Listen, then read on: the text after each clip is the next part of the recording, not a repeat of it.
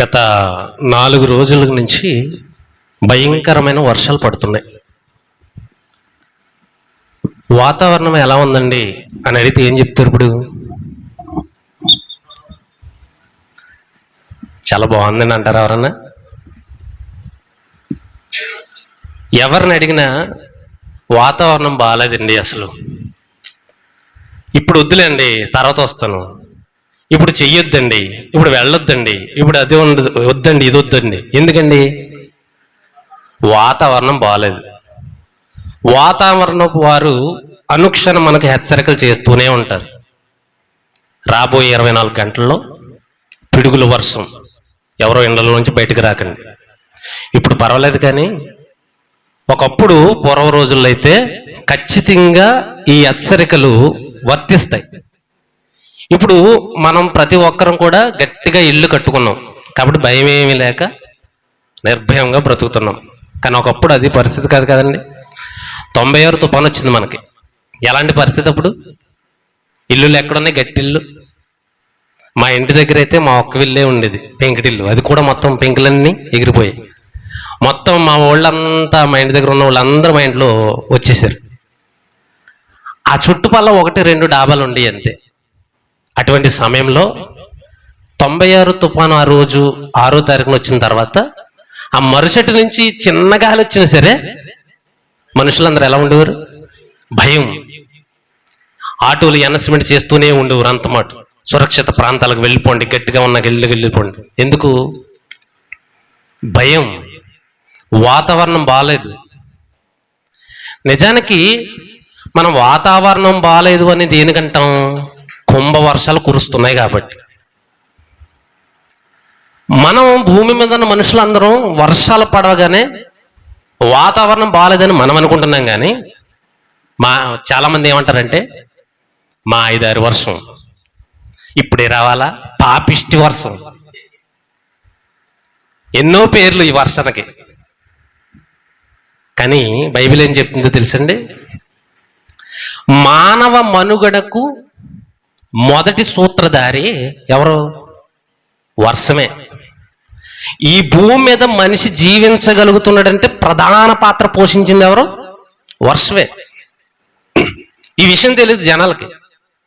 సింపుల్గా మా 5-6 వర్షం అంటారు, పాపిష్టి వర్షం అంటారు. ఈరోజు బంగారం కొనుక్కుంటున్నాం మనం, ఈరోజు ఇల్లు కట్టుకుంటున్నాం. ఇవన్నీ దేన్ని బట్టి? మూలానికి వెళ్ళిపోతే వర్షమే. మనకు డబ్బు కావాలి, డబ్బు కావాలంటే పంట పండాలి, పంట పండాలంటే వర్షం ఆయన కురిపించాలి.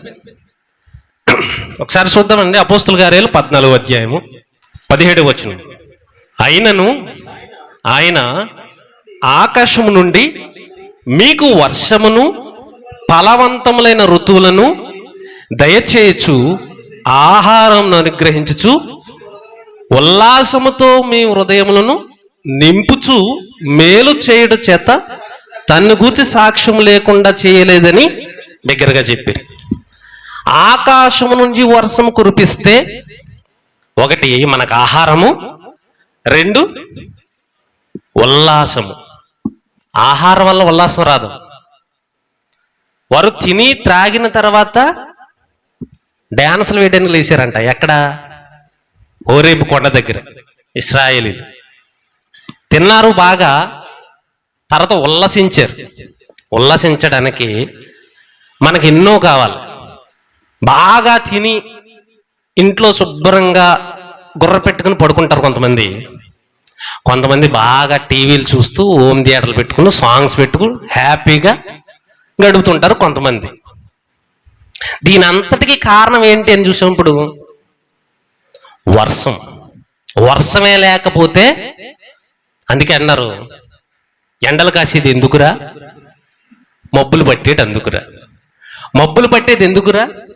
వర్షాలు కురిసేది ఎందుకురా. వర్షాలు ఎందుకురా? పంటలకు రా. పంటలు ఎందుకురా?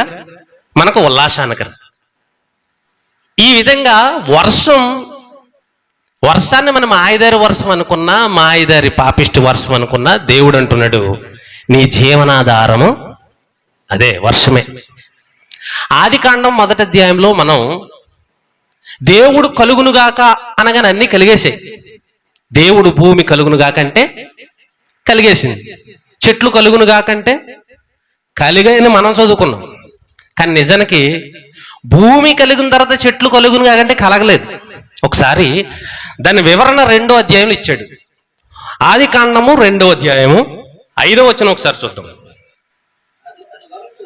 అది వరకు పొలమందలి ఏ పొదయు భూమి మీద ఉండలేదు, పొలమందలి ఏ చెట్టును మొలవలేదు. ఏలయనగా దేవుడని యెహోవా భూమి మీద వాన కురిపించలేదు, నేలను సేద్యపరచుటకు నరుడు లేడు. అంటే నేలను సేద్యపరచుటకు నరుడు లేడు, భూమి మీద వర్షము పడలేదు, పొలమందలి ఏ పొద లేదు. ఏ పొలం అండి? మా పొలమా లేకపోతే రాజుగారి పొలమా? భూమే. అప్పుడున్న పొలం ఏది? దేవుని పొలం. అందుకే దేవుడు అంటాడు లేవికాండం 25వ అధ్యాయంలో, ఈ భూమి నాది, మీరు పరదేశులు. ఈ భూమి మీద మీరు పరదేశులుగా అలా వచ్చి అలా వెళ్ళిపోయేవారు, కానీ భూమి కోసం మీరు, ఈ పొలం నాది. యేసు ప్రభువారు కూడా యోహాను సువార్త 15వ అధ్యాయంలో అంటాడు, ఆయన నిజమైన ద్రాక్షవల్లిని నేను, తీగలు మీరు. మరి వ్యవసాయకుడు ఎవరు? దేవుడు. వ్యవసాయకుడు దేవుడు, పొలం ఇది. మనం ఇలా చూసుకుంటూ పోతే వర్షం గురించి మనం ఆలోచిస్తున్న ఆలోచనలన్నీ వ్యర్థమని, దేవుడే ఈ వర్షాన్ని కురిపించకపోతే భూమి మీద మనుషులకు మనుగడ లేదని మనకు అర్థమవుతుంది. మరొక మాటను మనం చూద్దాం. ద్వితీయోపదేశకాండము 11వ అధ్యాయం 13 నుంచి చదువుదాం. 13 నుంచి. కాబట్టి నీ పూర్ణ హృదయముతోను నీ పూర్ణాత్మతోను నీ దేవుడిని యెహోవా ప్రేమించి ఆయన సేవింపవలనని నేడు నేను మీకు ఆజ్ఞలు, మీకు జాగ్రత్తగా నేను మీకు ఇచ్చే ఆజ్ఞలను మీరు జాగ్రత్తగా వింటే మీ దేశమునకు వర్షము అనగా తొలకరి వానను కడవరి వానను దాని దాని కాలమున కురిపించెదను.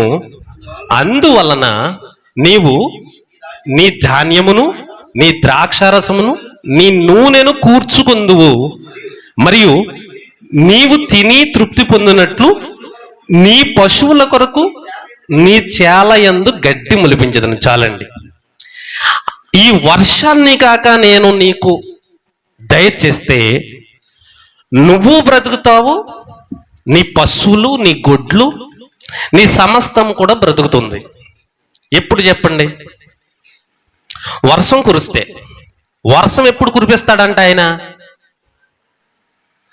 ఆయన మాటలను, ఆయన కట్టడలను, ఆయన ఆజ్ఞలను గైకొంటే. మరి గై కొనకపోతే?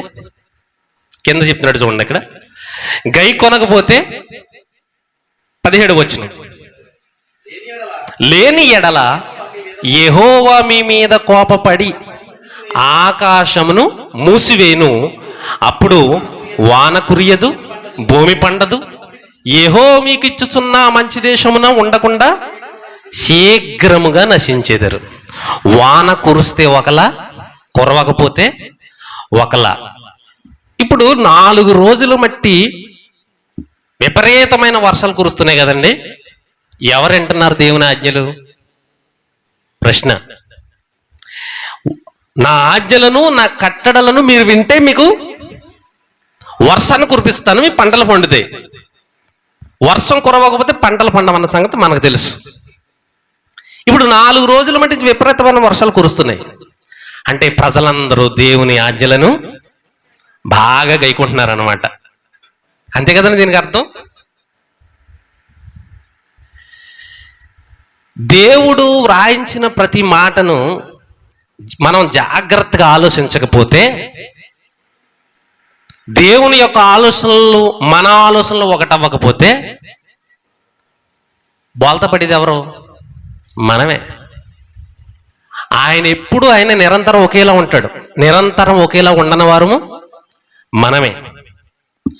ఈరోజు ఇంత భయంకరమైన వర్షాలు కురవడానికి వాతావరణపు వారు హెచ్చరికలు చేస్తూ ఉండడానికి కారణం మనుషులు చేస్తున్న విపరీత బుద్ధులు, మనుషులలో ఉన్న పాపపు శ్రేష్టలే దీనికి కారణాలుగా మనం చెప్పవచ్చు. ఎందుకనంటే ఆది కాండం మనం ప్రారంభానికి వెళ్ళిపోతే దేవుడు ఈ వర్షాన్ని, ఈ నీటిని మనకు ఎందుకు ఇచ్చాడంటే మనం బ్రతకడానికి. అదే వర్షాన్ని ఆయన ఎలాగ ఉపయోగించుకున్నాడు? నోవహు గారితో, నోవహు నువ్వు ఒక ఓడోటి కట్టు, నీ కుటుంబం అంతా నీ ఓడలోనికి చేర్చు, నేను 40 రోజుల వర్షం కురిపించబోతున్నాను. 4 రోజులు కురిసిన వర్షానికే తలడిల్లిపోతున్నారు చాలామంది, పనులు లేక ఇబ్బందులు పడుతూ, ఎక్కడ ప్రయాణాలు అక్కడ ఆగిపోయి. ఒకవేళ పెళ్ళిళ్ళుంటే వాయిదాలు వేసేసుకుంటారు. నెక్స్ట్ మంత్ అండి, నెక్స్ట్ వచ్చే సంవత్సరం చేసుకుందామండి. ఇప్పుడు పెళ్ళి వర్షం వచ్చినప్పుడు పెళ్లి చేసుకోకపోతే నష్టమండి. ఎందుకు వర్షం వచ్చినప్పుడు పెళ్ళి ఆఫ్ చేస్తారు తెలుసా? ఇప్పుడు రంగరంగ వైభవంగా ఒక 10-20 లక్షలు పెట్టి చెయ్యాలి ఇప్పుడు, లేకపోతే అది పెళ్ళే కాదు. దేవుడు ఏమన్నాడు? వివాహం అన్ని విషయంలో ఘనమైనది. ఇప్పుడు ఘనమైనదిగా కనపడాలి ఇప్పుడు మా వివాహం. కాబట్టి మనం ఏం చేయాలి? పాడు వర్షం, పాడు వాతావరణం. ఈ వాతావరణంలో ఎందుకు? దేవుడు కూడా నిజమేరా బాబు, పాడుగా ఉంది మీకు, నిజమే వర్షాన్ని ఇచ్చి నేను తప్పు చేస్తున్నాను, ఇవ్వనులే ఒక 2-3 సంవత్సరాలు అంటే ఏమైపోతాం మనం. అలాగే జరిగింది ఒకసారి ఏలీయా గారి కాలంలో. ఏం జరిగిందండి ఒకసారి చూద్దాం. రాజుల మొదటి గ్రంథము 17వ అధ్యాయం. దేవుడు చేస్తున్న హెచ్చరిక ఏలీయా గారిని పంపించి మొదటి వచనం.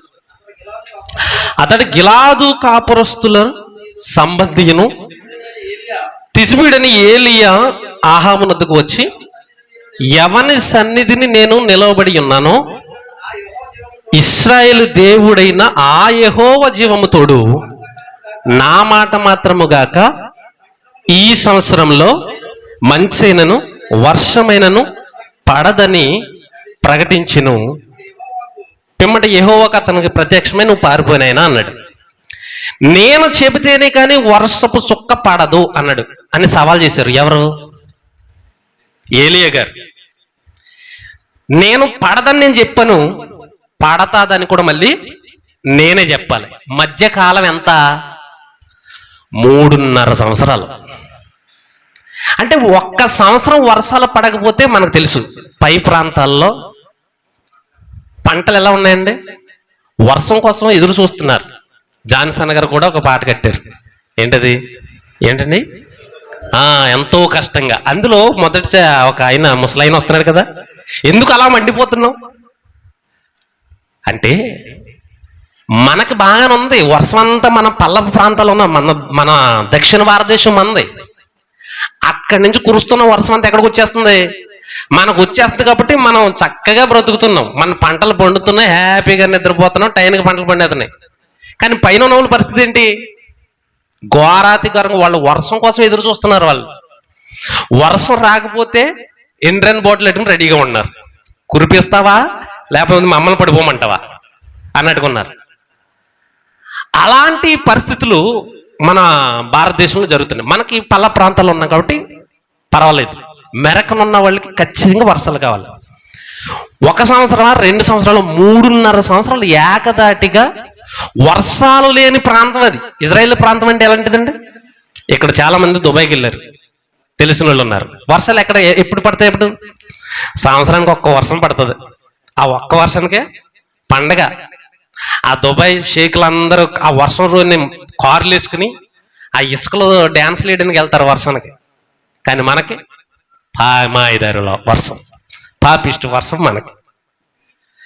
మనం బతుకులు ఎలా ఉన్నాయి, వాళ్ళ బతుకులు ఎలాగని చూస్తే భారతదేశంలో మొత్తం ప్రపంచంలో కల్లా భారతదేశం నెంబర్ 1గా ఉంటుంది ఇప్పటికీ కూడా. పచ్చని చెట్లు, గోదావరి దేశం పైగా మంది. అందుకే మనకేం తెలియట్లేదు, నీటి కొరత ఏంటో మనకు తెలియట్లేదు, మనకి ఇబ్బందులు ఏంటో తెలియదు, పంటల విషయంలో ఇబ్బందులు పడట్లేదు మనం. కానీ ఒకసారి పైకి వెళితే నరేష్ గారు చెబుతూ ఉంటారు, కర్నూలు ఆ సైడ్కి వెళ్తే భూముల రేట్లు బాగా తక్కువ ఉంటాయి. ఎందుకు తక్కువ? పంటలు పండవు అక్కడ. మనకి 1 సెంటు కొనలేము మనం అసలు 1 సెంటు కూడా, 1 గజం కూడా కొనలేము, అంతలా ఉంటాయి. అందుకే మనకేం తెలీదు. 3.5 సంవత్సరాలు ఏలీయ గారి ద్వారా హెచ్చరించాడు దేవుడు. దేని నిమిత్తం హెచ్చరించుంటాడు ఆయన ముందే చెప్పాడు, నా మాటలు వినకపోతే మీకు వర్షం కురిపించను, మీకు పంట పండదు.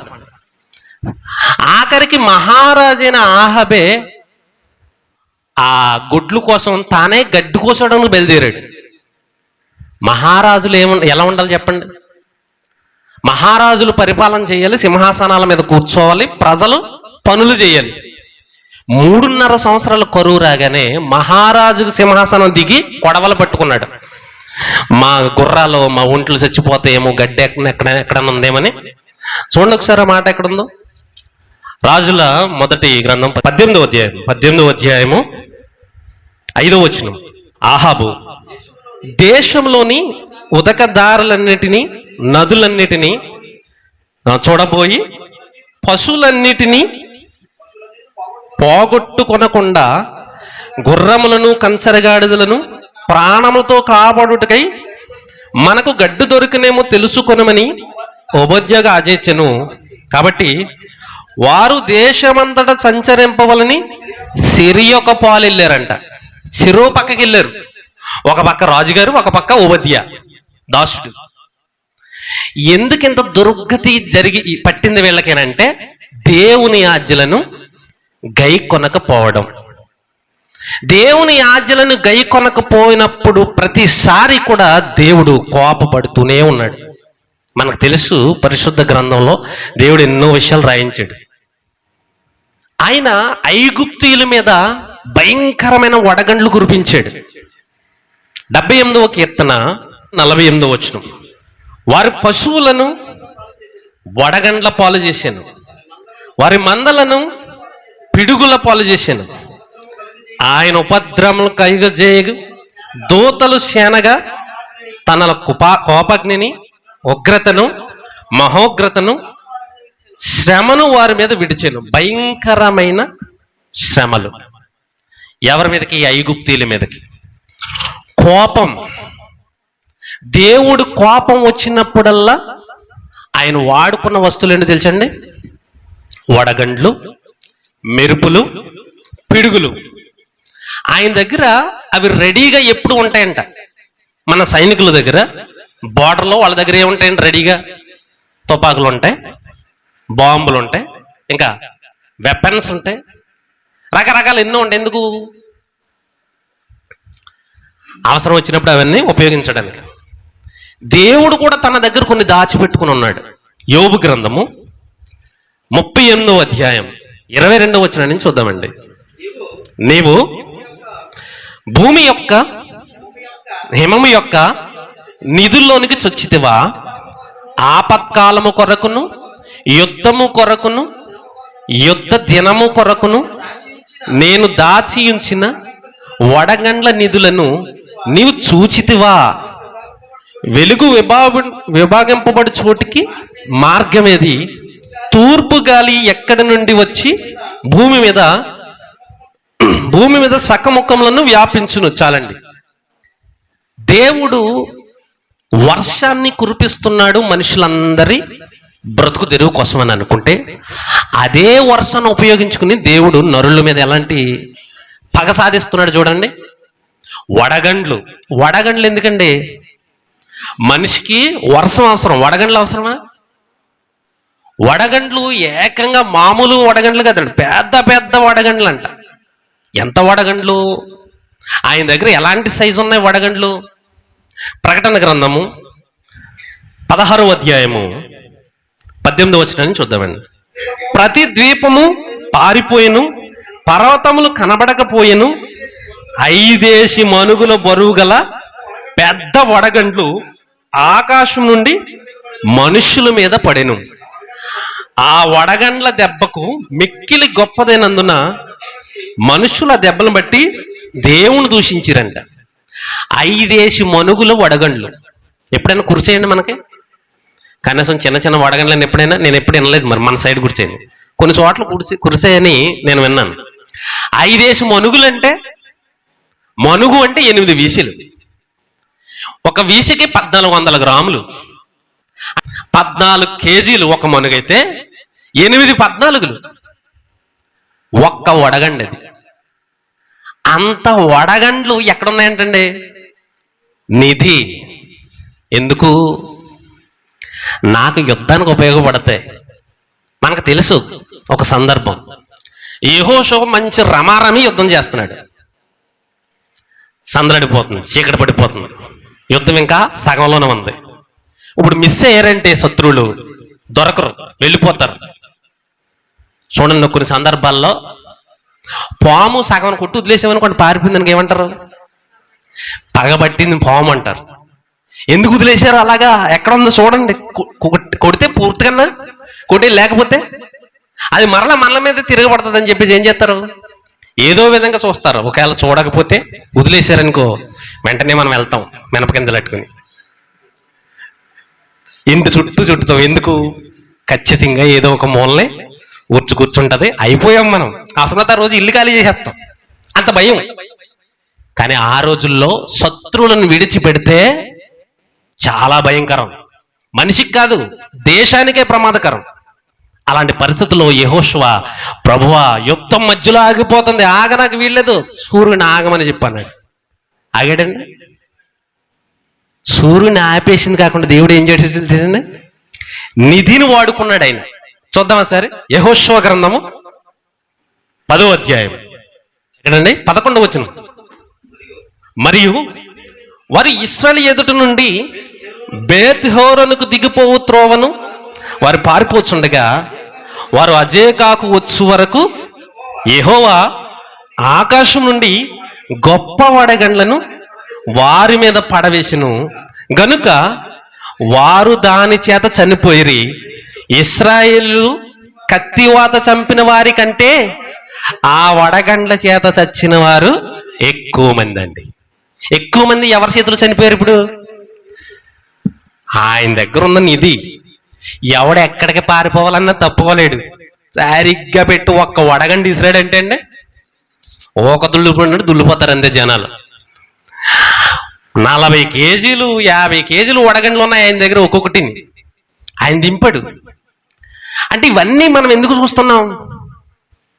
దేవుడు మనకు వర్షాన్ని ఇచ్చాడు మన కోసం అని అనుకుంటే, ఇవన్నీ దేనికోసం ఉపయోగించుకుంటున్నాడు? మరలా వేటినైతే మన కోసం, మన గురించి ఆయన ఉపయోగించాడో అవి మన మీద కక్ష తీర్చుకోవడానికి కూడా ఆయన ఏం చేస్తున్నాడు? ఉపయోగించుకుంటున్నాడు. చూద్దాం ఒకసారి. యోబు గ్రంథము 37వ అధ్యాయం 9 నుంచి చదువుదాం. మరుగు స్థానంలో నుండి తుఫాను వచ్చును, ఉత్తర దిక్కు నుండి చలి వచ్చును, దేవుని ఊపిరి వలన మంచు పుట్టును, జలముల పైభాగమంతయు గట్టిపడును. ఒకసారి అండి, ఒక్క మాట మళ్ళీ చదువు. జలముల పైభాగమంతా గట్టిపడును. ఎలా గట్టిపడుతుంది? మనం ఒక బాటిల్లో నీళ్లు పోసి డీప్ ఫ్రిడ్జ్లో పెడితే ఏమవుద్ది? గట్టి పడుతుంది. ఇప్పుడు ఈయన దగ్గర ఉన్న వడగండ్లు ఏంటంటే, జలముల పైభాగమంతా గట్టి పడిందంటే వడగండ్లు తయారు చేసుకున్నాడు ఆయన. చెప్పండి, చదవండి. ఇప్పుడు గట్టిపడును 11. మరియు ఆయన దట్టమైన మేఘమును జలముతో నింపును, తన మెరుపుగల మేఘమును వ్యాపింపజేయును. ఆయన వలన నడిపింపబలనమై నరులకు నివాసయోగ్యమైన భూగోళం మీద. చదవండి. మెరుపును మేఘములను సంచారం చేయును, ఆయన వాటికి ఆజ్ఞాపించినది యావత్తు అవి నెరవేర్చును. శిక్ష కొరకే గాని, తన భూలోకము కొరకే గాని, కృప చేటుకే గాని ఆయన ఆజ్ఞాపించిన దానిని అవి నెరవేర్చును అన్నాడు. ఇక్కడ అర్థమైందండి. ఇక్కడ దేవుడు ఎందుకు చేశాడు నాయన, ఎందుకు నాయన ఈ వర్షం ఎందుకు అని అంటే, మీకు ఆహారాన్ని ఇవ్వడానికి, రెండోది మిమ్మల్ని శిక్షించడానికి. అదే వాటర్తో దేవుడు మనల్ని పోషిస్తున్నాడు, అదే వాటర్తో మనల్ని శిక్షిస్తున్నాడు. అవి చెప్పగానే దేవుని ఆజ్ఞను మేరవంటండి. అయ్యి చెప్పిన వెంటనే వెళ్ళిపోతాయంట. నా ఆజ్ఞ నెరవేర్చు తుఫాను అన్నాడు పైన, నా నోటి ఊపిరి చేత పుట్టు మంచు. దేవుడు కొన్ని సందర్భాల్లో మంచు వలన దేవుళ్ళని మనుషులను చంపేస్తాడు. ఆయన మంచులో వెళ్తాం, బాగా తడుస్తాం, ఏమొస్తుందండి తర్వాత? జలుబు వస్తుంది. ఒక 2 రోజులు దుప్పటి కింద ఉంటాం, 3 రోజున హాస్పిటల్కి వెళ్తాం. ఆ మంచు లోపలికి వెళ్ళి లోపల మెదడుని పట్టేసి రకరకాల లోపల ఉన్న రోగాలన్నీ బయటపెట్టి కడకి అన్నీ మేము చేసాం, మా చేతుల్లో లేదు, దేవుణ్ణి వేడుకోండి అంటారు, లేదా పెట్టి రెడీ చేసుకోండి అంటారు. అంటే మంచు ఏం చేసింది? మనిషిని చంపేస్తుంది. దేవుడు మనిషి మీద కోపగిస్తే ఆయన ఏదో గొప్ప ప్లాన్లు వేసి ఎక్కర్లొద్దు, మన చుట్టూ ఇచ్చిన వాటినే వాడుకుంటాడని మనకు అర్థమైపోతుంది. అవి ఆయన మనకు దయచేసిన ఏ వస్తువులైతే ఉన్నాయో అవి శిక్ష కొరకే గాని, కృప చేయుటకే గాని, భూలోకము కొరకే గాని, భూమిని తడుపుటకి గాని, దేనికైనా అవే ఉపయోగపడుతున్నాయి. ఇలాంటి వాతావరణం మధ్యలో మనం ఉన్నాం. ఈ వాతావరణపు సూచనలన్నీ ఎవరు చెప్తున్నారు మనకి? వాతావరణ విలేకరులు. ఎప్పుడు వర్షం పడుతుంది, ఎప్పుడు పడదు, ఎలా ఉంది ఏంటి అన్న సంగతులన్నీ మనకు చెప్తున్నారు. మన పాఠం ఏంటంటే ఇంతకీ దేవుడు చేస్తున్న వాతావరణం హెచ్చరిక. ఇప్పుడు అసలు పాఠంలోకి వెళ్దాం మనం. ఇంతకీ దేవుడు చేస్తున్న వాతావరణ హెచ్చరిక ఏంటి? ఏ వాతావరణం గురించి మాట్లాడుతున్నాడు ఆయన అని చూస్తే, యేసు ప్రభువు కొన్ని సందర్భాల్లో ఆయన మాట్లాడాడు. మత్తయి సువార్త 16వ అధ్యాయము 1వ వచనం చూద్దామండి. అప్పుడు పరిసయ్యులను సద్దూకయ్యులను వచ్చి ఆయనను శోధించుటకు ఆకాశంలో ఒక సూచక్రియను తమకు చూపమని ఆయన అడుగుగా, ఆయన ఇట్లా అన్నాడు, సాయంకాలమున మీరు ఆకాశం ఎర్రగా ఉన్నది గనుక వర్షం కురియదనియు, ఉదయమున ఆకాశమును ఎర్రగాను మబ్బుగాను ఉన్నది గనుక నేడు గాలివాన వచ్చునని చెప్పుదురు కదా. మీరు ఆకాశ వైఖరిని వివేచింపని ఎరుగుదురు గాని ఈ కాలముల సూచనలను వివేచింపలేరు అన్నాడు. అంటే ఆకాశంలో ఎప్పుడు ఏ సమయానికి ఏం జరుగుతుందో మీరు చెప్పేస్తారు. ఆకాశాన్ని చూసి మనిషి చెప్పేయగలుగుతున్నాడు. ఈరోజు వర్షం వస్తుందా? వచ్చేస్తుంది, కాసేపటికి, ఒక అరగంటలో వచ్చేస్తుంది. కానీ మనుషులు దేవుని కాలములను వివేచింపలేకపోతున్నారు. ఈ కాలములను మీరు వివేచింపలేకపోతున్నారని కింద అంటున్నాడు, వ్యభిచారులారా అంటున్నాడు. అది అంత మాట అన్నాడు ఏంటి ఆయన? అంటే మనకు కావాల్సింది ఏంటండి? మనకి ఏ వాతావరణం కదా, జాబ్కి వెళ్ళాలంటే, ఉద్యోగానికి వెళ్ళాలంటే మనకి ఏ వాతావరణం బట్టి వెళ్ళాలి? ఈ వాతావరణం బట్టే. మనకు కావాల్సింది ఇదే. కానీ యేసు ప్రభు మాట్లాడుతున్నది వేరొక వాతావరణం ఉంది. దాని గురించిన హెచ్చరికలు చేశారు బైబిల్లో. అది మనుషులు గ్రహించలేకపోతున్నారు, వివేచింపలేకపోతున్నారు. అదే మాట మరొకసారి చూద్దాం, చూడండి. లూకా సువార్త 12వ అధ్యాయము 54వ వచనం. మరియు ఆయన జల సమూహముతో ఇట్లని, మీరు పరమటి నుండి మబ్బు పైకి వచ్చుట చూసినప్పుడు వాన వచ్చినదని వెంటనే చెప్పుదురు. అలాగనే జరుగును. దక్షిణపు గాలి విసురులు చూసినప్పుడు వడగాలి కొట్టునని చెప్పుదురు. అలాగే జరుగును. వేషధారులారా అంటున్నాడు. చూడండి, ఇదేంటి? మన ఆకాశ భూ ఆకాశం యొక్క వైఖరిని మనం చెప్పుకుంటే వేషధారులమా? చెప్పుకోకూడదా మనం? అక్కడ యేసు ప్రభువారు ఏదో దాని గురించి చెప్పబోతున్నారు. ఏదో మానవులకు మెలుగు పెడుతూ చెప్తున్నాడు అక్కడ. దాన్ని మనం గ్రహించలేకపోతున్నాం. ఎంతసేపు మనం ఈ వర్షాల గురించి, వీటి గురించే మనం ఆలోచిస్తున్నాం కానీ, ఈ పెను ప్రమాదం గురించి ఆలోచిస్తున్నాం కానీ, అసలైన ప్రమాదం ఒకటి ఉంది, దాన్ని వివేచించలేకపోతున్నారు అంటున్నాడు యేసు ప్రభువారు. ఏమంటున్నాడండి అక్కడ? మీరు భూమి ఆకాశముల వైఖరిని గుర్తింపనెరుగుదురు, ఈ కాలమును మీరు గుర్తింపరేలా. ఈ కాలమును అంటున్నాడు. అంటే ఏ కాలం అండి? ఇప్పుడు మనం ఉన్న కాలం కాదు, యేసు ప్రభువారు ఉన్న కాలం. ఎందుకు అనంటే, యేసు ప్రభువారు ఎప్పుడు వస్తారు, ఎలా వస్తారు, ఎవరి గర్భం ద్వారా పుట్టబోతున్నారు, ఆయన ఏ అద్భుతాలు చేయబోతున్నాడు, ఆయన ఎవరు అన్న సంగతులన్నీ ముందుగా పొందుపరిచాడా లేదండి? ఆయన దేవుడు పొందుపరిచాడా లేదా? ఎక్కడ? పాత నిబంధన గ్రంథంలో ప్రవక్తల ద్వారా లేఖనాలు ఎన్నో చెబుతున్నాయి. ఆ లేఖనాలలో నిత్య జీవము ఉంది అంటే అర్థం ఏంటండి? పాత వ్రాయబడిన లేఖనాలన్నీ పరిశీలించుకుని దానికోసం కనిపెట్టుకుంటూ మీరు వస్తే ఆ లేఖనాల్లో ఏముంది మీకు? ఆ లేఖనాలలో నిత్య జీవం ఇవ్వగలగా ఒక మహానుభావుడు రాబోతున్నాడు. ఆ లేఖనాలు మీరు పరిశీలిస్తే ఆయన వచ్చినప్పుడు కొన్ని సూచనలు వస్తాయి. వర్షం పడుతుందంటే మనం ఏం చూస్తాం? ఎర్రగా ఉంది, నల్లగా ఉంది, మొబ్బట్టింది, ఏదో అయ్యింది అంటే వర్షం వస్తుంది, సూచన. ఇప్పుడు నిత్య జీవం ఇవ్వగలిగేవాడు ఒక నిత్య జీవం, నేనే జీవము, నేనే మార్గము, నేనే సత్యము, ఆయనే జీవం. ఆ జీవం లేఖనాల్లో ఉంది, ఆల్రెడీ చెప్పబడింది. ఆ జీవం ఎలా రాబోతుంది? ఆ జీవం వచ్చే ముందు వాతావరణ సూచనలు ఉన్నాయి కొన్ని. అవి ఎలా ఉంటాయంటే, ఆయన వచ్చేటప్పుడు ఆకాశంలో ఏం పుడుతుందండి? నక్షత్రం పుడుతుంది, చుక్క పుడుతుంది. అది ఒక సూచన. ఎక్కడ పుడతాడు ఆయన? బెత్లెహేంలో పుడతాడు, అది ఒక సూచన. ఎవరి గర్భాన? కన్యక గర్భాన, ఇది ఒక సూచన. ఆయన ఏం చేస్తాడు? వచ్చి అద్భుతాలు చేస్తాడు, మహత్కార్యాలు చేస్తాడు. యెషయా గ్రంథం 40వ అధ్యాయంలో ఉంటుంది.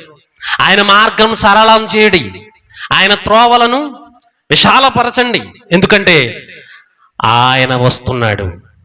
ఆయన వచ్చి ఎలా తెలుస్తుందంటే, యేసు ప్రభువు ఒక మాట చెప్తాడు, ఆయన వచ్చినప్పుడు ఎలా జరుగుతుందో.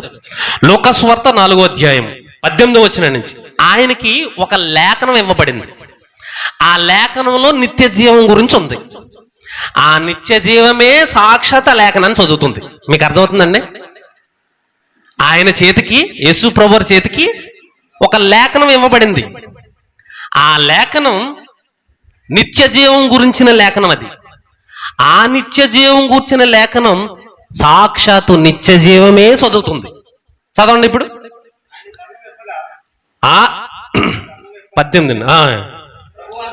ప్రభువాత్మ నా మీద ఉన్నది, బేదలకు సువార్త ప్రకటించుటకై ఆయన నన్ను అభిషేకించును, శరలోనున్న వారికి విడుదలను, గుడ్డి వారికి చూపును కలుగునని ప్రకటించుటకును, నలిగిన వారిని విడిపించుటకును, ప్రభు హితవత్సరము ప్రకటించుటకును ఆయన నన్ను పంపి ఉన్నాడు అని వ్రాయబడిన చోటు ఆయనకు దొరికెను.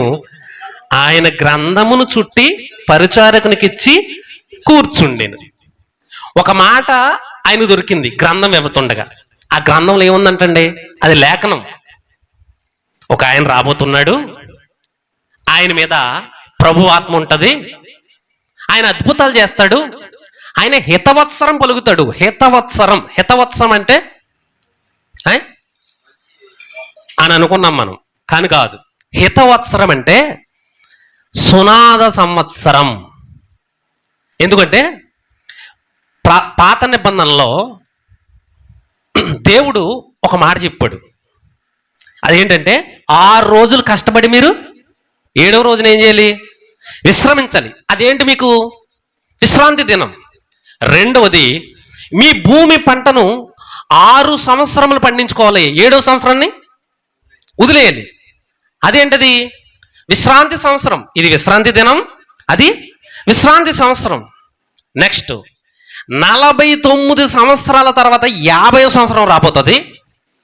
ఈ 50వ సంవత్సరాన్న దీన్ని సునాద సంవత్సరం అంటారు. దాన్ని మరో భాషలో హితవత్సరం. వత్సరం అంటే ఏంటండి? సంవత్సరమే కదా. హిత అంటే సునాదం. సునాద సంవత్సరం అంటే ఏంటి అని అంటే దానికి అర్థం, సునాద సంవత్సరం అంటే, హితవత్సరం అంటే ఏంటంటే, నీ దాసుడు ఎవడైనా సరే నీకు దాసత్వం చేసినప్పుడు 49 సంవత్సరాల వరకు నీకు సేవ చేయొచ్చు. 50వ సంవత్సరం అంటే సునాద సంవత్సరం రాగానే నువ్వు ఊరికనే విడుదల చేసేయాలి. అతని మీద నువ్వు ఏ పని ఉపయోగించకూడదు, ఏ పని చెప్పకూడదు. ఎందుకునంటే అది నేను విధించిన విధి. సునాద సంవత్సరం, దాని పేరు హితవత్సరం. అంటే విడుదల, చెప్పండి, సంవత్సరం. విడుదల సంవత్సరం అంటే ఎలాంటి భయంకరమైన శ్రమల్లో ఉన్న ఎలాంటి వారికైనా అదేంటంట, విడుదల సంవత్సరం. ఇప్పుడు యేసు ప్రభువు హితవత్సరం ప్రకటించడానికి వచ్చాడంటే ఏం ప్రకటించడానికి వచ్చాడు? విడుదల ప్రకటించడానికి వచ్చాడు. దేంట్లో నుంచి విడుదల? దాసత్వం, ఐగుప్తు నుంచి విడుదల కాదు, బబులోను సామ్రాజ్యం దాసత్వం నుంచి కాదు, సాక్షాత్తు పాపము నుంచి విడుదల. మీకు పాపముల నుంచి నిన్ను విడిపించడానికి వచ్చాను నేను. ఇప్పుడు సునాద సంవత్సరం స్టార్ట్ అయింది, హితవత్సరం స్టార్ట్ అయింది. ఇప్పుడు మిమ్మల్ని విడిపించబోతున్నానని ప్రకటించడానికి వచ్చాడు. ఎన్ని సూచనలు కనబడుతున్నాయి చెప్పండి? కనబడుతున్నాయి లేదా? యేసు ప్రభువారు ఆయన లేఖనాల్లో చెప్పబడిన సూచనలన్నీ ఎదురుకుండా కనబడుతున్నాయి. ఇప్పుడు యేసు ప్రభువారు కన్యక గర్భాన్ని పుట్టారు. ఆయన పుట్టినప్పుడు చుక్కొచ్చింది. ఆయన అద్భుతాలు చేస్తున్నాడు, మహత్కార్యాలు చేస్తున్నాడు. ఆయన కావాలని అద్భుతాలు చేశాడు. మరి ఎందుకు? వీళ్ళకి తెలియాలి. ఇప్పుడు కావాలని వర్షంలో మెరుపు వచ్చింది అనుకోండి, మనకు తెలియాలా వద్దా? ఏం తెలియాలి మనకి? మెరుపు వచ్చినప్పుడు వర్షం పడుతుందని తెలియాలి. ఆ మెరుపు అంతే అలా వస్తుంది, దానికి అదే అంతే, ఏం కాదు అని అంటామా? ఉరుము వచ్చింది అనుకోండి, బడబడబడ సౌండ్లు ఉరుము వచ్చింది అనుకోండి, అమ్మో ఉరుముతుంది, వర్షం వస్తుంది, మనం గబగబా దన్నెల మీద ఉన్న బట్టలు తీసుకెళ్ళి లోపల పెడతాం. ఆ ఉరుములు అలా వస్తాయి, ఎంత మామూలే అంటామా మనం? అంటే ఆకాశంలో ఏ సూచన కనపడినా మనకు అర్థమైపోద్ది ఇది ఫలానా దానికి గుర్తు అని. మరి దేవుడు చేస్తున్న వాతావరణ సూచనలు కనబడుతున్నప్పుడు యేసు ప్రభువు రాకడ గురించి, కానీ ఒక్కలు కూడా పట్టించుకోవట్లేదు. ఇది వచ్చిన బాధ. వీరు సూచనలు చూడడానికి, ఆ సూచనలు ఏంటో గ్రహించడానికి రావట్లేదు. అందుకే యేసు ప్రభువు అన్నారు, మీరు ఆకాశంలో జరుగుతున్న మబ్బుల్ని మచ్చలను పట్టుకుని మీరు వర్షం ఎప్పుడు వస్తుందో, ఎప్పుడు పోతుందో, ఎప్పుడు వడగండ్లు పడతాయో మీకు తెలిసిపోతుంది, కానీ ఈ కాలాన్ని మీరు గుర్తిస్తున్నారా? ఈ కాలాన్ని, నేను వచ్చిన కాలం ఏం జరుగుతున్నాయి ఈ మధ్య, మీ మధ్య ఏం జరుగుతున్నాయి ఏంటి? దీనికి గుర్తేంటి? అద్భుతాలు జరుగుతున్నాయా? జరుగుతున్నాయండి. లాజరు చనిపోయిన 4 రోజుల దాకా వెళ్ళలేదు ఈయన మొదట చనిపోకముందే తెలిసి ఈయనకి. ఎవరికండి? యేసు ప్రభువారికి. అయ్యో మార్తమ్మ గారు బ్రదరు లాజరు చనిపోయాడు అంటే, సార్ మనం వెళ్ళాలంటే ఆగండి వెళ్దాం ఆగండి అన్నాడు. అక్కడ శవబతుకులు ఉన్నాడు. ఈయనేమంటున్నాడు? ఆగండి వెళ్దాం అంటున్నాడు. ఎందుకు లేట్ చేస్తున్నాడు ఈయన? చనిపోవాలి అక్కడ లాజరు చనిపోవాలి, ఆ తర్వాత నేను వెళ్ళాలి. ఎందుకు? అక్కడ సూచక్రియ జరగాలి, వీళ్ళకి చూపించాలిగా. ఒరే నాయన లేఖనాల్లో రాయబడ్డది నేనెవరని చూపించాలి కదా వీళ్ళకి చూపించాలంటే అక్కడ అద్భుతం జరగాలంటే అక్కడ మనిషి చనిపోవాలి. చనిపోయిన తర్వాత లేట్గా వెళ్ళాలి. 4 రోజులు శవాన్ని లేపాడు అక్కడ. అందుకే అక్కడ రాయబడుతుంది, లాజరు గురించి రాయబడి, అతనికి మరణకరమైన రోగం రాలేదంటండి. చూడండి ఒకసారి ఆ మాట. యోహాను సువార్త 11వ అధ్యాయం అండి, 4 నుంచి 4. యేసు అది విని, ఈ వ్యాధి మరణము కొరకు వచ్చినది కాదు, కానీ దేవుని కుమారుడు దాని వలన మహిమ పరచబడినట్లు దేవుని మహిమ కొరకు వచ్చినదని. అంటే లాజరుకు వచ్చిన జబ్బు ఏదైతే ఉందో చచ్చిపోయాడు, కానీ చనిపోయే వచ్చిన జబ్బు కాదు అది. దేవుని కుమారుడు ప్రత్యక్షపరచబడాలి. యేసుక్రీస్తు ఈ మెస్సీ గారు ఎందుకు వచ్చాడు? ఎవరు ఈయన? మనం లేఖనాలతో ఎదురు చూస్తున్నవా ఆయన ఈయననా అని ఆయన ప్రత్యక్షపరచాలి, ఆయన మహిమపరచబడాలి. బాబు నువ్వే బాబు, లేఖనాల్లో చెప్పబడిన మెస్సీవు నువ్వే. ఇదిగో ఈ అద్భుతం చేస్తావని లేఖనం చెప్పింది, చేసేసావు. ఇదిగో ఈ సూచక్రియ చేస్తావని లేఖనం చెప్పింది, చేసేసావు. ఈయన్ని చేస్తానంటే నువ్వెవరు చెప్పండి? నువ్వే మెస్సీవి. ఈ వాతావరణాన్ని మీరు కనిపెట్టగలుగుతున్నారా అంటున్నాడు యేసు ప్రభు. ఏమంటున్నాడండి ఆయన? మీరు ఈ కాలమును గుర్తించలేకపోతున్నారు అంటున్నాడు. ఇది ఆ రోజుల్లో వాళ్ళకి ఇచ్చిన వార్నింగ్. ఇప్పుడు మరలా మనకి ఇచ్చిన వార్నింగ్ ఏంటి? దేవుడు ఇప్పుడు చేస్తున్న వాతావరణపు హెచ్చరిక ఏంటి? యేసు ప్రభువారు 2వ రాకడ ఉండాలండి లేదండి? ఇప్పుడు మనం ఏ సూచనలు చూడాలి? ఏ హెచ్చరికలో ఉన్నాం మనం? లాస్ట్ స్టేజ్లో ఉన్నాం, ఫైనల్ స్టేజ్లో ఉన్నాం. కానీ కొందరు అనుకుంటున్నారంటండి, ఆయన ప్రారంభంలో యేసు ప్రభువు వచ్చినప్పుడు ఎలాగైతే వీళ్ళు నెగ్లెక్ట్ చేశారో, ఎలాగైతే ఆయన్ని తృణీకరించారో, ఈయన కాదు మెస్సియా, వస్తాడు ఇంకా. ఈ విషయం ఏంటి చెప్తున్నాండి, ఇప్పటికీ ఇజ్రాయెల్ దేశంలో ఇంకా మెస్సియా వస్తాడనే చూస్తున్నారు. ఏడుపులు కొట్టు గోడ ఒకటి ఉన్నదండి, మొత్తం అంతా నాశనం చేసేసి, ఎవరో టైటస్ చక్రవర్తి 70లో, క్రీస్తు శకం 70లో టైటస్ చక్రవర్తి మొత్తం అంతా నాశనం చేసేస్తే ఇశ్రాయేలు మందిరానికి సంబంధించిన ఒకే ఒక్క గోడ మిగిలిందంట. ఇప్పుడు ఆ గోడ దగ్గరికి వెళ్ళి అక్కడ పేరు రాసుకుని గోడ పట్టుకుని ఏడుస్తున్నారంట. ఎప్పుడు వస్తావయ్యా మెస్సయ్యా, ఎప్పుడు వస్తావు, ఎప్పుడు వస్తావు, రా మా బాధలు చూడు, మాకు మరలా రాజ్యాన్ని. యేసుక్రీస్తుని నమ్మని ఇశ్రాయేలులందరూ ఇంకా ఇంకా మెస్సయ్య వస్తాడని ఇంకా ఎదురు చూస్తారు. అంటే వాళ్ళకి ఇంకా లేఖనాలు, యేసుక్రీస్తు వారు ఇంకా వాతావరణం, ఆయన వచ్చిన వాతావరణం అర్థం అవ్వలేదు, ఆయన కాలం అర్థం అవ్వలేదు. మీకు అర్థమవుతుందండి? ఇంకా ఏడుస్తున్నారంట, ఇంకా 3వ మందిరం కడతారంట. అసలు 3వ మందిరం అనే సబ్జెక్టే లేదు బైబిల్లో. 2వ మందిరంతో ఆపైపోయింది. ఇంకా హగ్గై గ్రంథంతో అంటాడు, ఈ మందిరం నేను కట్టబోతున్నాను, చాలా గొప్పగా ఉంటుంది, ఈ మందిరంలోకి అన్యజనులు అందరూ వస్తారు అని దేవుడు హగ్గై గ్రంథంలో చెప్పి ఇదే కడపటి మందిరం అన్నాడు. 3వ మందిరం వస్తుందని దేవుడు చెప్పలేదు. కానీ ఇప్పుడు 3వ మందిరం ఎర్రని పెయ్య, రకరకాల ఏవో బోధలు చేస్తున్నారు చాలామంది. మన క్రైస్తవులు కూడా, మన ఆంధ్రాలో ఉన్న తెలుగు క్రైస్తవ పాస్టర్లు కూడా ఇలాంటి బోధలు చేస్తున్నారు. కానీ వీళ్ళకి తెలియని ఏంటంటే, ఈ కాలములను యేసుక్రీస్తు యొక్క రాకడ వాతావరణాన్ని ఇప్పటికీ కూడా గ్రహించుకోలేకపోతున్నారు. అందుకే దేవుడు హెచ్చరిక చేస్తున్నాడు. చూద్దాం ఒకసారి పేతురు గారు రాసిన 2వ పత్రిక 3వ అధ్యాయం. కొంతమంది వస్తున్నారంటండి. ఇప్పుడు కూడా మన క్రైస్తవులు ఎలా ఉంటారంటే, ఏదో రాకడ గురించి చెప్తున్నారు, పరిశుద్ధాత్మ గురించి చెప్తున్నారు, అది అంటున్నారు, ఇది అంటున్నారు. కానీ ఇవన్నీ ఏదో కట్టుకథలో బూటకల కింద. ఆ రోజు యేసు ప్రభు వారిని ఆనాటి ఇశ్రాయేలీలు ఎలాగైతే గుర్తించలేకపోతున్నారో, ఈనాడు దేవుడు చేసిన హెచ్చరికలు కూడా ఈనాటి క్రైస్తవులుగా మనం కూడా గుర్తించలేకపోతున్నాం. కొందరు అంటున్నారంట, ఏమంటున్నారండి, మళ్ళీ చదువుదాం. అంచె దినములలో అపహాసకులు అపహసించుచూ వచ్చి తమ స్వకీయ దురాలోచన చొప్పున నడుచుకొనుచు ఆయన రాకడం కూర్చున్న వాగ్దానం ఏమైంది, వస్తానన్నాడు కదా, ఏమైంది, రాలేదే. పితరులు నిద్రించిన మొదలుకొని సమస్తమును సృష్టి ఆరంభం ఉన్నట్టే నిలిచి ఉన్నది కదా అని చెప్పుదరని మొదట మీరు తెలుసుకొనవలెను. ఎలయనగా పూర్వం నుండి ఆకాశం ఉండిననియు, నేలలో నుండి నేళ్ల వలనను సమకూర్చబడిన భూమియు దేవుని వాక్యములను కలిగిననియు వారి బుద్ధిపూర్వకముగా మరుతురు. తర్వాత ఇప్పుడు 8వ వచనం నుంచి చూద్దామండి. 8వ వచనం నుంచి, ప్రియులారా ఒక సంగతి మరచిపోకండి, ఏమనగా ప్రభు దృష్టికి ఒక దినము 1000 సంవత్సరముల వలెను, 1000 సంవత్సరములు ఒక దినముల వలె ఉన్నవి. కొందరు ఆలస్యమును ఎంచుకున్నట్లు ప్రభు తన వాగ్దానమును గూర్చి ఆలస్యం చేయవాడు కాడు గాని, ఎవడును నశింపవలనని ఇచ్చేయింపగా అందరూ మారు మనసు పొందవలనని కోరుచు మీ ఎడల దీర్ఘశాంతం గలవాడి ఉన్నాడు. అయితే ప్రభు దినము దొంగ వచ్చినట్లు వచ్చును. ఆ దినమున ఆకాశములు, ఇప్పుడు చెప్తున్నాడు చూడండి, దేవుని వాతావరణ హెచ్చరిక.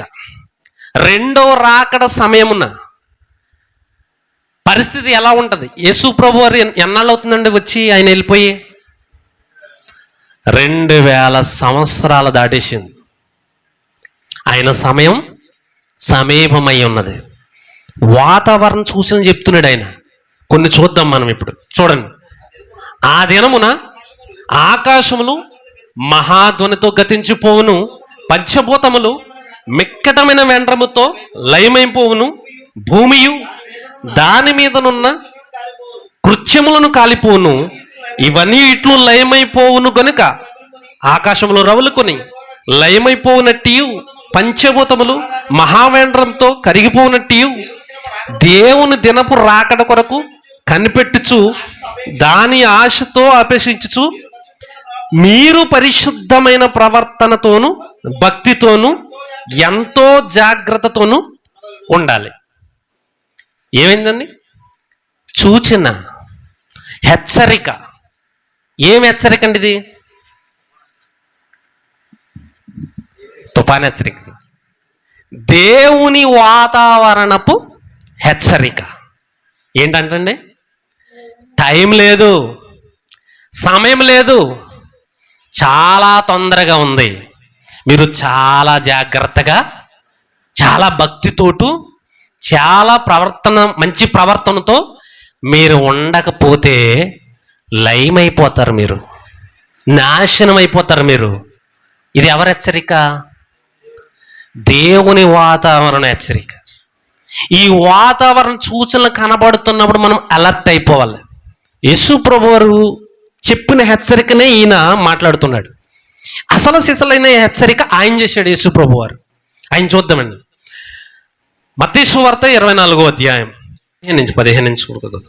దానియేలు గారు రాసిన ఆ టైంలో అన్ని పుస్తకాలు లేవు. ఉన్నాయండి? యేసు ప్రభు గారు ఉన్న టైంలో అన్ని పుస్తకాలు ఉన్నాయా? లేవు. కానీ ఇప్పుడు మనం ఉన్న టైంలో అన్నీ ఉన్నాయి. అది ఉంది, ఇది లేదు అంటలేదు. మొత్తం అన్ని సమస్తం మన అరచేతిలో ఉన్నది. ఇప్పుడు దేవుని జ్ఞానం అంతా ఎక్కడ ఉందండి? ఇప్పుడు చదువుతున్న మనం ఏం చేయాలి? గ్రహించాలి. దేవుడు ఎక్కడ హెచ్చరిక చేస్తున్నాడు, ఎలా హెచ్చరిక చేస్తున్నాడు, ఆయన వాతావరణం ఎప్పుడు ఎలా మార్చబోతున్నాడు అన్నది మనం గ్రహించుకోకపోతే, అక్కడ చెప్పారు కదండి ఇందాక పేతురు పత్రికల్లో, కొందరు వేషధారులైన వారు, ఆ లిస్టులోకి వెళ్ళిపోతాం మనం. చూడండి కింద ఏమంటున్నాడు ఇంకానే, అబద్ధపు క్రీస్తులను అబద్ధపు ప్రవక్తలను వచ్చి సాధ్యమైతే ఏర్పరచబడిన వారిని సహితము మోసపరిటకై గొప్ప సూచక్రియలు మహత్కారములను కనుపరిచెదరు. వాతావరణ సూచన హెచ్చరిక ఎలా ఉందంటే ఇప్పుడు ప్రస్తుతానికి ఇప్పుడు అబద్ధ క్రీస్తుల వాతావరణం కనబడుతుందా లేదా మనకి? ఏం చేస్తారంటే వీళ్ళొచ్చి ఏర్పరచబడిన వారిని సహితం మోసపుచ్చుతారంట. అంటే సత్యంలోకి వచ్చిన వారిని కూడా ఏం చేస్తారు వీళ్ళు? ఇది వాతావరణం, దేవుని వాతావరణం. మనం ఎంతసేపు మన వాతావరణం గురించి చూసుకుంటున్నాం, కానీ దేవుడు చెబుతున్న వాతావరణం ఒకసారి గమనిస్తే, ఈ వర్షం కుంభవర్షం కురిసేసి మనం పోయినా నష్టం లేదు, ఉందండి. పిడుగు పడిపోయి వడగండ్లు పడిపోయి చచ్చిపోయినా నష్టం లేదు. కానీ ఈ భయంకరమైన అబద్ధ బోధలలో పడిపోతే, ఇప్పుడు దేవుడు చెప్పిన వాతావరణాన్ని మనం ఆలోచించాలి వద్ద? ఇప్పుడు చెప్పండి. ఇంకా కింద ఏమన్నాడు చూడండి, ఇదిగో ముందుగా నేను మీతో చెప్తున్నాను కాబట్టి ఎవరైనాను ఇదిగో అరణ్యం ఉన్నాడని మీతో చెప్పినను వెళ్ళకుడి, ఇదిగో లోపల గదిలో ఉన్నాడని చెప్పినను నమ్మకుడి. మెరుపు తూర్పున పుట్టి పడమట వరకు ఎలాగూ కనబడునో అలాగే మనుష్య కుమారుని రాకడను ఉండును. పీనుగు ఎక్కడ ఉన్నదో అక్కడ గద్దలు పోగను. ఆ దినంలో శ్రమ ముగిసిన వెంటనే చీకటి సూర్యుని కమ్మును, చంద్రుడు కాంతినియ్యడు, ఆకాశమందల నక్షత్రములు రాలును, ఆకాశమందల శక్తులు కదిలింపబడును. అప్పుడు మనుష్య కుమారుని సూచన ఆకాశమందు కనబడును. అప్పుడు మనుష్య కుమారుడు ప్రభావంతోను మహామహిమతోను ఆకాశ మేఘారూఢుడై వచ్చుడు చూసి భూమి మీదనున్న సకల గోత్రముల వారు రొమ్ము కొట్టుకుందురు. క్రీస్తు రాబోతున్న వాతావరణపు సూచన, హెచ్చరిక. ఇవి చెప్తారండి. యేసు ప్రభువు ఏ టైంలో రాబోతున్నారో, ఆయన ఏమి రాయించాడో, ఆ టైంకి మనం ఎలా ఉండాలో పౌలు గారు కూడా ఒక మాట రాయించాడు. ఏంటో చూద్దామండి. అక్కడ కొరింథీయులకు రాసిన మొదటి పత్రిక 7వ అధ్యాయం. ఆయన కూడా యేసుక్రీస్తు వారు రాబోతున్న కాలంలో మనం ఎలా ఉండాలి, ఆయన హెచ్చరికను మనం ఎలా తీసుకోవాలి, ఎలాంటి పరిస్థితుల్లో మనం ఉన్నాం. కొరింథీయులకు రాసిన మొదటి పత్రిక 7వ అధ్యాయము 29వ వచనం. సహోదరులరా, నేను చెప్పున్నదేమనగా, కాలము సంకుచితమై ఉన్నది గనుక ఇక మీదట భార్యలు కలిగిన వారు భార్యలు లేనట్టును, ఏడ్చువారు ఏడవనట్టును, సంతోషపడువారు సంతోషపడనట్టును, కొనువారు తాము కొనున్నది తమది కానట్టును, ఈ లోకమును అనుభవించువారు అమితముగా అనుభవించినట్టును ఉండాలి. ఏలైనగా ఈ లోకపు నటన గతించిపోతుంది, అయిపోతుంది. ఈ లోకం సర్వనాశనం అయిపోబోతుంది. క్రీస్తు రాకడ జరగబోతుంది. ఆయన వచ్చే వాతావరణం ఇది. ఇప్పుడు మనం ఎలా ఉండాలి? భార్యలు ఉన్నవారు భార్యలు లేనట్టు అంటే అర్థం ఏంటంటే భార్యలు వదిలేయడం కాదు. కింద చెప్తున్నాడు, ప్రభువుకు దాసుడివై ఉంటావా, భార్యకు బద్ధుడివై వద్దు. మితముగా, అమితము అంటే అన్లిమిటెడ్, మితము అంటే లిమిట్. మితముగా ప్రేమించాలి. ఏడ్చువాడు ఏడవనట్టు. ఎందుకంటే సీన్ అయిపోతుంది. ఇంకా క్రీస్తు రాబోతున్నాడు. లోకం మొత్తం గతించిపోబోతుంది. మనమందరం వెళ్ళిపోబోతున్నాం. ఈ టైంలో మనం ఉండవలసిన విధానంలో మనం ఉండాలి. దేవునికి మరింత దగ్గరగా ఉండాలి. ఎప్పటికప్పుడు దేవుని చూసి క్రియలు గ్రహించుకుంటూ ఉండాలి. దేవుని హెచ్చరికపు మాటలు మనం వింటూ ఉండాలి, నేర్చుకుంటూ ఉండాలి, వాటిని అనుసరించి జీవిస్తూ ఉండాలి. అలా లేకపోతే మీరు విడవబడతారు. ఒకరు విడవబడును, ఒకరు ఎత్తబడును. ఇద్దరు తిరగలు విసురుతూ ఉంటారు. ఒకరు ఉండిపోతారు, ఒకరు ఎత్తబడతారు. పొలంలో ఉంటారు, ఒకరిద్దరు పని చేస్తుంటారు. ఒకరు ఎత్తబడతారు, ఒకరు ఉండిపోతారు. ఎందుకు? అయిపోయింది. కాలము సంకుచితమై ఉన్నది అన్నాడు పౌలు గారు. అంటే చాలా టైట్గా ఉంది, చాలా తక్కువగా ఉంది. అపవాదిగాడు కూడా ఏమనుకున్నాడు? వాడికి కూడా కాలం నిబ్బరము కలిగి జాగ్రత్తగా ఉండండి, మీ విరోధి అయిన శత్రువు అపవాది కాలము కొంచెమే అని తెలిసి గర్జించు సింహం వల్ల ఎవరు మింగుదునా, ఆడు కూడా చాలా స్పీడ్గా ఉన్నాడు. టైం లేదు, టైం లేదు. ఎందుకు? ఇంకా అంతమైపోయి సీన్. ఈ అంతమైపోయే లోపులో సగం మందినైనా నాకు కూడా తీసిపోవాలి. ఎక్కడికి? నరకానికి. మనం లేట్ చేసామా, ఈయన తీసిపోతాడు. ఎవరైనా నిత్య జీవనం ఆయన తీసిపోతాడు. టైం లేదు. అక్కడ ప్రభువారు స్పీడ్గా ఉన్నాడు, ఇక్కడ అపవాది స్పీడ్గా ఉన్నాడు. ఎవరు స్పీడ్గా లేరు? మనం లేవు.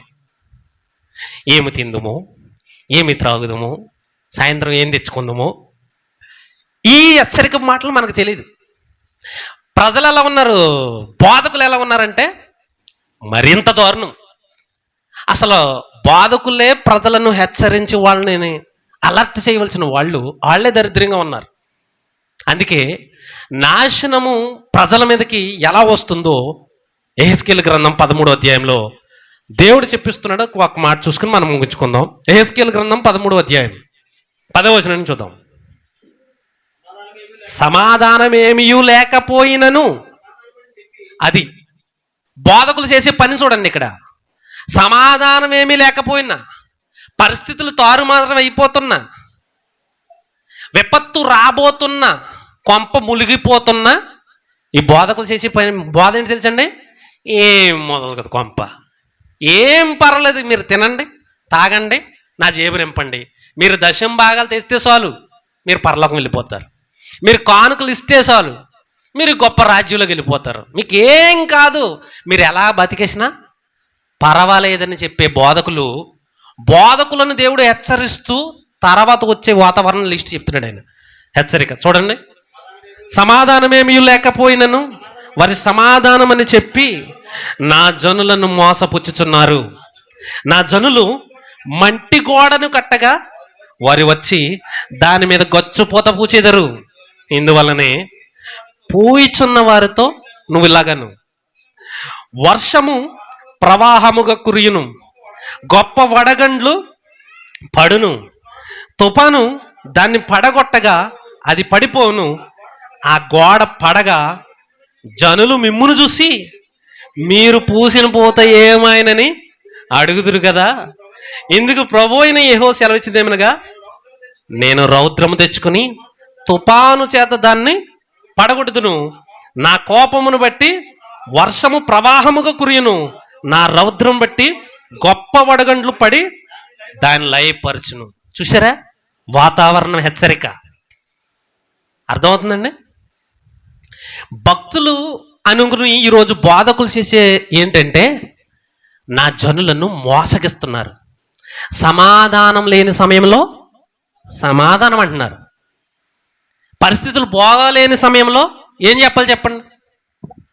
యేసు ప్రభువు ఇప్పుడే వస్తారండి, జస్ట్ ఇంకో 5 నిమిషాల్లో సడన్గా ఎలా ప్రత్యక్షం అవుతారు నాకు తెలుసు. వచ్చి ఏం చేస్తారు ఆయన చెప్పండి? వచ్చి మొదట ఆయన వారెవరో ఆయన తీసుకుని వెళ్ళిపోతాడు. తర్వాత ఏం చేస్తాడు? పేతురు పత్రికలో రాసినట్టుగా, తెస్సలోనికలో రాసినట్టుగా, యేసు కొరింథీయులకు రాసిన మొదటి పత్రిక 15వ అధ్యాయం చూడండి ఒకసారి. 24వ వచనం చూద్దామండి. 24. అటు తర్వాత సమస్తమైన అధికారమును బలమును కొట్టివేసి తండ్రి అయిన దేవునికి రాజ్యం అప్పగించును, అప్పుడు అంతమొచ్చును. ముందు ఆయన రాజ్యాన్ని దేవునికి అప్పగించేస్తాడు. ఎవరండి? యేసుక్రీస్తు వారు వస్తారు. ఇప్పుడు 2 నిమిషాలు వస్తారు ఆయన. ఇక్కడ ఆయన రాజ్యం ఏముందో ఎక్కడుందో చూసుకుంటాడు ఆయన. రాజ్యం అంటే ఎవరండి? మట్టా లేకపోతే ఈ రేకులా? మనమే ఆయన రాజ్యం. ఎంతమంది నా రాజ్య నివాసులు? ఇందులో వైఎస్ఆర్సీపీకి ఎంతమంది ఉన్నారు? చేతులు ఎత్తండి అంటే ఎత్తద్దు, తెలిసిపోద్ది. తెలుగుదేశానికి ఎంతమంది ఉన్నారు, జనసేనకి ఎంతమంది ఉన్నారంటే తెలిసిపోద్ది. ఇప్పుడు జగన్ వచ్చి వైఎస్ఆర్సీపీ వాళ్ళు అందరూ వచ్చిండంటే అందరూ వెళ్ళిపోతారు. ఇప్పుడు యేసు ప్రభువు వచ్చి నా రాజ్యం వాళ్ళు ఎవరు అంటే ఆయన మనం చేతులు ఎత్తక్కర్లేదు, ఆయన ఎత్తుకుని తీసుకెళ్ళిపోతాడు. అప్పుడు మిగిలిన వాళ్ళు ఏమవుతాం? అదే అంటున్నాడు ఇక్కడ.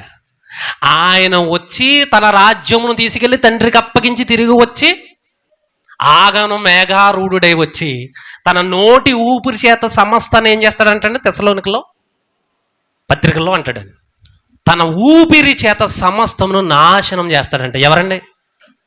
యేసు ప్రభు. శిక్ష విధించి ఓడెవరు? చనిపోయిన క్రీస్తు యేసే. రోమపత్రికలో ఉంటుంది. అంటే పరిస్థితులు ఎలా ఉంటున్నాయి అని అంటే, దేవుని వాతావరణం ఏం చెబుతుంది మనకంటే, ఎప్పటికప్పుడు మనం అలర్ట్గా ఉండకపోతే అయిపోయింది పరిస్థితి. ఇక్కడ యెహెజ్కేలు గ్రంథంలో బోధకులు, అబద్ధ బోధకులు ఏం చేస్తున్నారంటే, మట్టి గోడకు గొచ్చుపోత. గొచ్చుపోత అంటే ఏంటండి? ప్లాస్టింగ్. ఇదిగో ఇప్పుడు మన చర్చికి ప్లాస్టింగ్ చేయించారు మన అయ్యగారు. లోపల ఏముందండి? మట్టి ఉందా? ఇటుకుందా? ఇటుకుంది కాబట్టి బలంగా కట్టించి పైన ప్లాస్టింగ్ చేయించారు. రేపో మాపో నన్ను సీలింగ్ చేయమంటున్నారు. అంటే కింద నుంచి ఎలా లేపడినా బలంగా కట్టారు. కానీ ఈరోజు భక్తులు ఎలా ఉన్నారంటే మట్టి గోడ. గోడ అంటే జీవితం. వాళ్ళ జీవితాలు ఎలా ఉన్నాయి? మట్టి బతుకులు. వర్షం వస్తే కరిగిపోయే బతుకులు. వర్షం అంటే ఏంటండి? శ్రమ. వడగండ్లు అంటే ఆపద. భయంకరమైన ఆపదలు వచ్చినప్పుడు, ఇబ్బందులు వచ్చినప్పుడు వెళ్ళేమైపోతారు? చితికిపోతారు, నలిగిపోతారు, ఒడిదుడుకు పడిపోతూ ఉంటారు, కుమిలిపోతుంటారు, తొట్టిల్లిపోతుంటారు, రకరకాల ఇబ్బందులు పాలైపోయి కడకేమైపోతారండి? నాశనానికి వెళ్ళిపోతారు.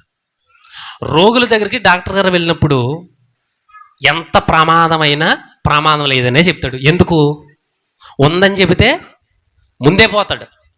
ఎందుకు? ఆ కంగారు వల్ల ముందు పోతారు. భక్తిహీనులు, దేవుని నమ్మని వారు, వేషధారులు, అబద్ధ క్రైస్తవ బోధకులు ఎలా ఉన్నారంటే మట్టి బతుకులు వెళ్ళి ఈ బతుకుల మీద గచ్చుపోత పూస్తున్నారు వీళ్ళు. ఎవరు? బోధకులు. గచ్చుపోత అంటే ఏంటండి? మిమ్మల్ని దేవుడు కాపాడతాడు, మీరు గొప్పగా ఆశీర్వదింపబడతారు. ఎప్పుడు సర్చికి రాదు ఈవిడ. ప్లాస్టింగ్ ఏంటి? పైన మాలిష్ అంటారు కదా, పైన కోటింగ్, లోపడంతా గొల్లే.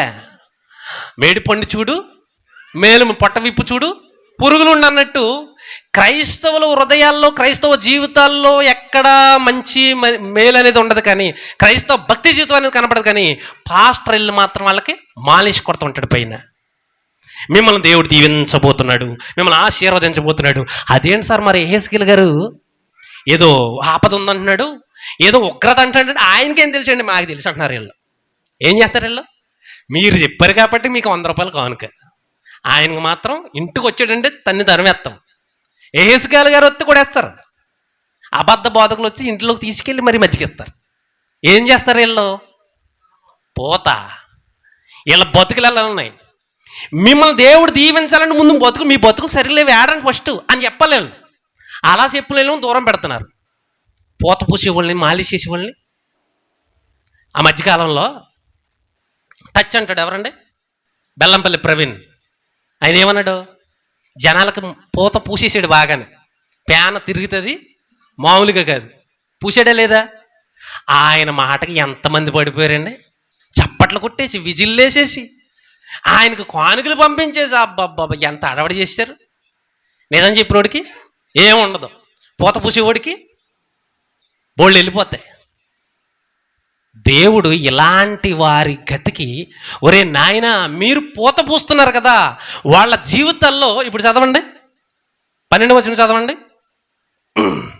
11 ఇందువలనే పూయిచున్న వారితో నువ్వు ఇట్లనము, వర్షము ప్రవాహముగా కురియును. అంటే విశ్వాసులను, భయంకరమైన మనుషుల మీద భయంకరమైన శ్రమలు వస్తాయి. వర్షం అనే శ్రమలు. తర్వాత అండి, గొప్ప వడగండ్లు పడును, తుఫాను దాన్ని పడగొట్టగా అది పడిపోవును. చుట్టూ ఉన్న వాళ్ళు అడుగుతారంట, నాయన మీరు పూత పూసారు కదా, ఆ గోడ నిలబడలేదే అంటే, నువ్వు చెప్పావు కదా ఫ్యాన్ వస్తుందని, మరి రాలేదే. ఇప్పుడు ఏం చెప్తాడండి సమాధానం? దేవుడు చేస్తున్న హెచ్చరిక. దేవుడు అంటున్నాడు, మీరు ఆఖరి స్టేజ్లో ఉన్నారు, భయంకరమైన పరిస్థితుల్లో ఉన్నారు, మనుష్య కుమారుడు రాకడ సమయాల్లో ఉన్నాం. ఇలాంటి టైంలో ఎలా ఉండాలి అని అంటే, దేవునికి దగ్గరగా ఉండాలి.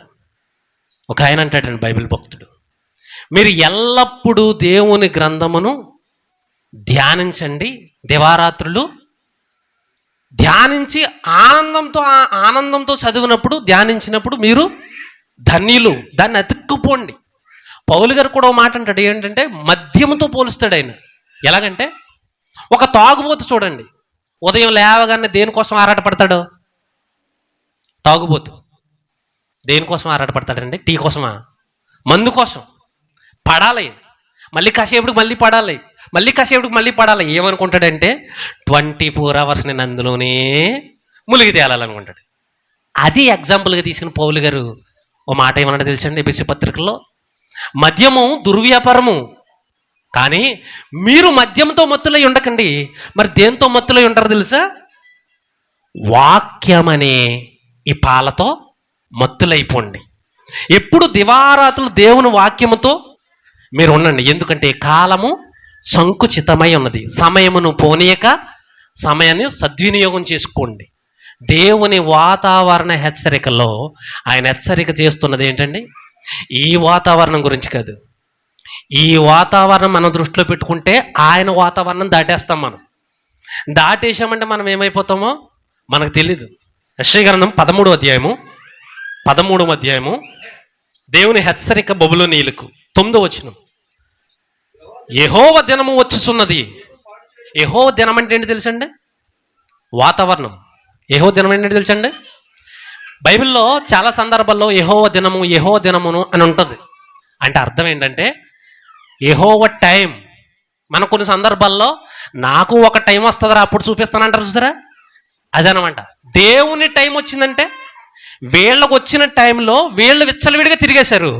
ఇప్పుడు ఆయనకు ఒక టైం వస్తుంది, అదే అంటున్నాడు యెహోవా దినము అనగానే నా టైం ఎలా ఉంటుంది తెలుసా అన్నాడు. యెహోవా దినము వచ్చుచున్నది, దేశమును పాడు చేయుటకును, పాపులను బొత్తిగా దానిలో నుండక నశింపజేయుటకును, క్రూరమైన ఉగ్రతతోను ప్రచండమైన ఉగ్రతతోను అది వచ్చును.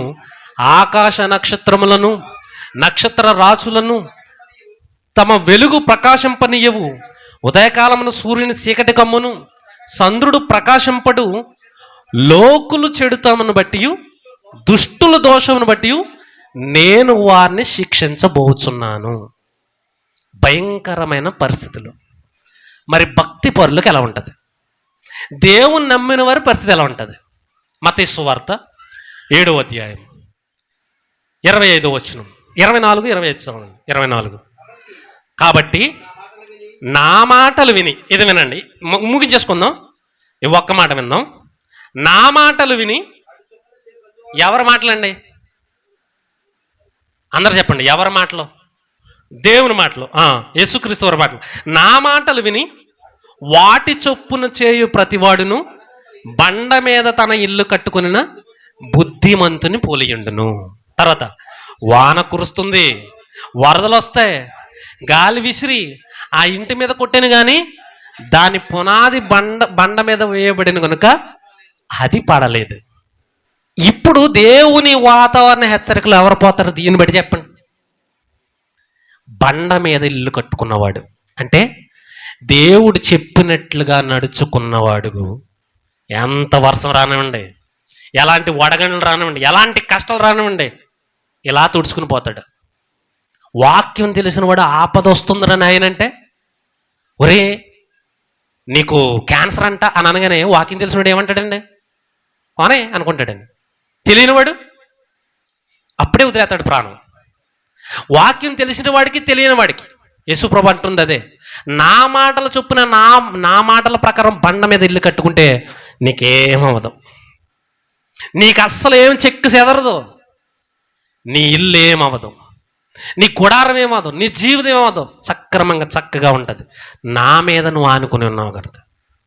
ఇప్పుడు ప్రపంచానికి దేవుడు చేస్తున్న వాతావరణ హెచ్చరిక ఏంటంటే, అర్జెంటుగా మీరు బండ మీదకి వచ్చేసేయండి, నా దగ్గరకు వచ్చేసేయండి, నా మాటల దగ్గరకు వచ్చేయండి, లేదంటే వడగండ్లు పడతాయి, తుఫాన్ వస్తుంది, వర్షాలు కురుస్తాయి, భయంకరమైన పిడుగులు, పోతారు, ఇక్కడికి రండి, మీకు ఏమీ ఉండదు. అర్థమైందండి? దేవుని వాతావరణ హెచ్చరిక. ఏం చేయాలి మనం? కాలము సంకుచితమై ఉన్నది, దేవుడు చెప్పినట్లుగా దేవుని వాక్య ప్రకారం నడుచుకోవాలి. పేతురు